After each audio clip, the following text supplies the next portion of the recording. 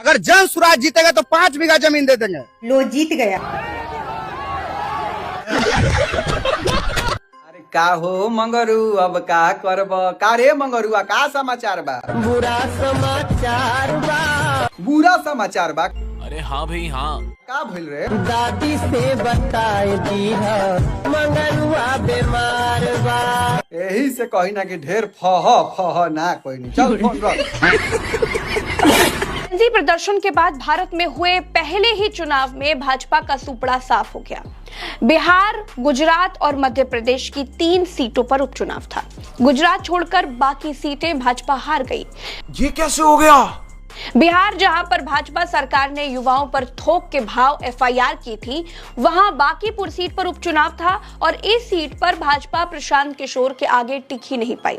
भाजपा के अध्यक्ष नितिन नवीन ने एड़ी चोटी का जोर लगा दिया, लेकिन भाजपा जीत नहीं पाई। हेलो गाइस, इधर मौसम ही जैसन एंड उधर मौसम ही कैसन, अभी पता चल जाएगा। बांकीपुर के बीजेपी कार्यालय में जोरों शोरों से तैयारी चल रही थी कि अभी जो है नीरज जी जीत कर आएंगे और हम लड्डू बांटेंगे, लेकिन सारे किए कराए पर पानी पसेर दिया लोगों ने। खेला होगा और यहाँ पर बड़ा ही खेला हो गया जी। खेला तो रिकॉर्ड फाड़ हुआ। पहला सावन का पहला सोमवारी 3 तारीख को इतिहास रचा जाएगा जन सुराज के नाम। महिलाओं को कभी भी कमजोर समझने की भूल ना करे बीजेपी, जहां से कीचड़ से आई और कीचड़ में ही डूब गई। बिहार में किसी ने कहा था कि बीजेपी से हम कुत्ता बिल्ली भी खड़ा कर देंगे तो वो जीत जाएगा, इतना कॉन्फिडेंस था। लेकिन आज बांकीपुर कुछ और बयां कर रहा है। जनता जाग गई क्या?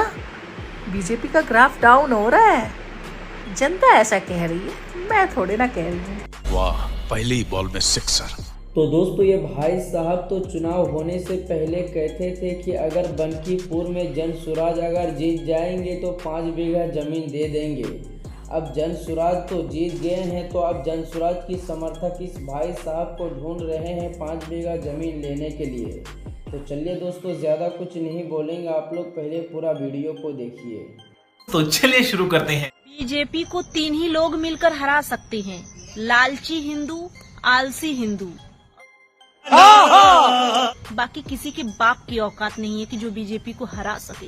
रुक, तेरे को बताते। आज भाजपा के गढ़ में ही भाजपा की बहुत बड़ी हार हुई है। बिहार के बांकीपुर में प्रशांत किशोर ने इतिहास रच दिया है। 1995 से बांकीपुर को भाजपा का गढ़ कहा जाता है, लेकिन विधानसभा के उपचुनाव में प्रशांत किशोर ने जीत के दिखा दिया और राजनीति में कहीं ना कहीं बहुत बड़ा बदलाव आया है, कहीं ना कहीं बहुत बड़ा भूचाल आया। तो नमस्कार, प्रणाम। और हमारे साथ जुड़ चुके एक नेताजी, इनका हुलिया और हाव भाव देख के समझ गए होंगे कि किस पार्टी से है ये। किस पार्टी से क्या है? प्रशांत किशोर को सपोर्ट करते हैं। मतलब प्रशांत किशोर को सपोर्ट करते हैं कि उनके आदमी है? उनके आदमी हैं हम महाराज। ये फंस गया सीएम। प्रशांत किशोर जी बोले हैं कि रोजगार देंगे, पलायन रोकेंगे, इस पर आपकी हाँ, वो बोले हैं कि पलायन रोका जाएगा। हम गए थे लोहा फैक्ट्री कमाने, 2 साल लोहा फैक्ट्री हम कमाने गए। हम तो बात कर प्रशांत किशोर रोजगार पे ही। हाँ, वो बोले रोजगार देंगे। अब सोचिए, यहाँ पर रोजगार हो जाएगा तो किसी भी आदमी को जो है बिहार से बाहर जाके काम करने की जरूरत नहीं है। यहीं पे काम कीजिए, लड़का भी हो जाएगा और लड़का का बाप आप खुद कहलाइएगा। सामने ही सब होगा, सामने सब होगा। बिहार विधानसभा में गूंजेगी प्रशांत किशोर की आवाज। आप लोगों को पता है 20 साल बाद भाजपा को धूल चढ़ा करके जन सुराज की जीत हुई है। प्रशांत किशोर ने प्रचंड बहुमत से जीत हासिल की है, भाजपा को धूल चढ़ा करके। कैसा लग रहा है? आई नो, बुरा लग रहा होगा, कोई बात नहीं। लेकिन देखो, यहाँ पे जीत अभी सोचने वाली बात है कि मतलब भाई 20 साल बाद आखिर भाजपा कैसे हार गई। इन्हीं सब कारनामों की वजह से अभी एक तो ये भी था कि भरत तिवारी हत्याकांड के बाद लोग और जागरूक हो गए। लोगों को लग गया था कि भाई ये गवर्नमेंट कुछ नहीं कर रही है, सिर्फ हिंदू मुस्लिम कर रही है। तो अगर तुम अब भी नहीं जग रहे हो, तुमको अभी भी लग रहा है कि नहीं कुछ भी हो भाजपा ही जीतेगी, तो ये तुम्हारी गलतफहमी है। सही बात है, क्योंकि आज का जिंजी समझ चुका है, जिंजी को नहीं चाहिए हिंदू मुस्लिम, जिंजी को नहीं चाहिए मंदिर मस्जिद, जिंजी को भारत पाकिस्तान चाहिए ही नहीं। जिंजी को चाहिए एजुकेशन, जिंजी को चाहिए देश भर में करप्शन नहीं चाहिए, देश भर में बेरोजगारी नहीं चाहिए। सही पकड़े हैं। मोदी जी टीवी से सीधा रील पर कैसे आ गए? क्योंकि मोदी जी को पता है देश का युवा कहाँ रहता है। देश का युवा दिन भर रील ही तो स्क्रॉल करते रहता है, बेरोजगार साल। बकचोदी मत करो, ठीक है ना। मोदी जी को पता है कि देश का युवा ना टीवी नहीं देखता है, गोदी मीडिया की झूठी न्यूज नहीं सुनता है, इसीलिए मोदी जी आए हैं लॉलीपॉप चटाने हम लोगों को, हम जेनजियों को। कोई इनसे सीखे। अच्छा, उनको पता है कि हम लोग समझदार हो गए? Of course. गोदी मीडिया नहीं देखते? नहीं। टीवी नहीं देखते? नहीं।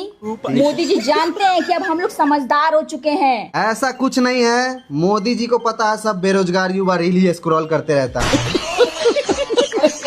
मोदी जी सीधा मित्रों से फ्रेंड्स पर कैसे आ गए? क्योंकि वो जानते हैं ना, हम लोग फेसबुक इंस्टा पे फ्रेंड को फ्रेंड्स ही लिखते हैं, हाय फ्रेंड्स। हम मित्रों थोड़े लिखते हैं हाय मित्रों कैसे हो, अच्छा लगेगा?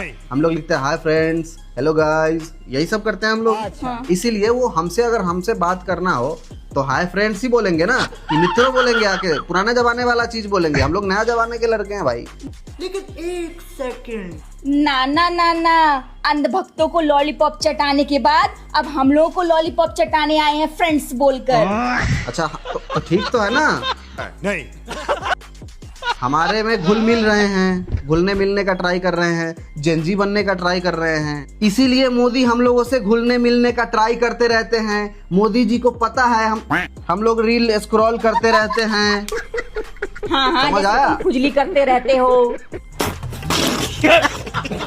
मोदी जी को वोट कौन दे रहा था इतने दिन से? बड़े लोग देते थे। हाँ। अब उनको जेंजी का भी वोट चाहिए, तो करेंगे ही ना। क्योंकि अब जेनजी समझदार हो गया है, तो अब मोदी जी आ गए फ्रेंड्स करने।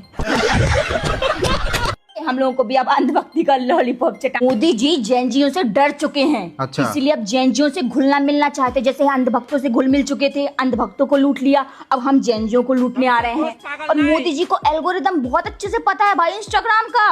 रात को ही रील डालते, क्योंकि उनको पता है कि हम लोग रात को ही रील स्क्रॉल करते हैं, रात को ही देखते हैं। तो तेज कौन हुआ? मोदी जी तेज तो है ही ना, हमें लूटने आ रहे हैं, हमें लॉलीपॉप चटाने आ रहे हैं। मोदी जी आपको छात्रों को माफ नहीं करना है, आपको छात्रों से माफी मांगनी है। छात्रों पर पड़ी लाठियों के लिए, उन पर चली गोलियों के लिए, उनके बर्बाद हुए सालों के लिए आपको उनसे माफी मांगनी है। आपको उन बच्चों के माँ बाप से भी माफी मांगनी है जिनके बच्चों ने नीट पेपर लीक की हताशा में अपनी जानें गंवा दी। प्रधानमंत्री जी, आप माफ करने की भूमिका में हैं ही नहीं। आप कुछ दिनों तक सिर्फ माफी मांगिए, उसके बाद देश का युवा तय करेगा कि आपको माफ करना है या नहीं। और हाँ, नीट प्रोटेस्ट के बच्चों को पुलिस भेजकर परेशान करवाना बंद कर दीजिए। देश सब कुछ देख रहा है और इस बार वो आपको माफ करने के मूड में नहीं है। तो लेने के देने पड़ गए। तो दोस्तों, जैसे कि आप लोगों ने देखा कि 2 दिन पहले बीजेपी वाले कहते थे कि अगर बनकीपुर में हम कुत्ता बिल्ली को भी खड़ा कर देंगे तो भी हमारा पार्टी जीत जाएगा। लेकिन बनकीपुर की जनता ने बीजेपी वाले को ऐसा झटका दिया है कि बीजेपी वाले मुंह दिखाने का लायक नहीं रहा। तो दोस्तों, बनकीपुर की जीत के लिए, प्रशांत किशोर के लिए आप लोग क्या कहना चाहोगे? तो आप लोग अपना राय कमेंट में दीजिएगा। तो फिर मिलते हैं किसी अगले वीडियो में, तब तक के लिए बाय बाय।